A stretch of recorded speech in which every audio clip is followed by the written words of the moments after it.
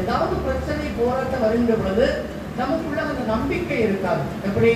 உயிர்த்தெழுந்த ஆண்டவர் என்னோடு இருக்கிறார், அவர் என்னை எல்லா விதமான ஆபத்துகளிடமிருந்து பாதுகாத்து வழி நடத்துவார் அப்படிங்கிற நம்பிக்கை நமக்கு இல்லை. ஆனா இன்னைக்கு நீங்க இந்த நம்பிக்கையை மனதில் வைத்துக் கொள்ளுங்கள். ஆண்டவராகிய இயேசு கிறிஸ்துவை ஏற்றுக்கொண்டவர்களை அவர் ஒரு நாளும் கைவிடுவதில்லை, அவர்களை அவர் விட்டு விலகுவதும் இல்லை. எனக்கு அன்பானவர்களே, நீங்க எவ்வளவு கஷ்டத்துல இருந்தாலும் சரி, மகனே மகளே பிள்ளைகளே, உங்களிடத்தில் ஏதாவது உண்டா? அவருக்கு தெரியும் நம்மிடத்தில் ஒன்றுமில்லை.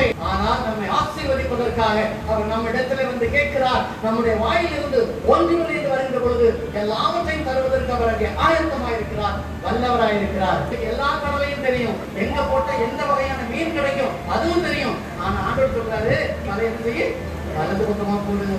ஆண்டவர் சொல்லி அந்த வார்த்தைக்கு அவர்கள் கீழ்ப்படிந்தார்கள். கீழ் ஆசீர்வாதம் தான் அங்கே 153 பெரிய மீன்கள் கிடைத்ததாக நாம் என்ன செய்கிறோம்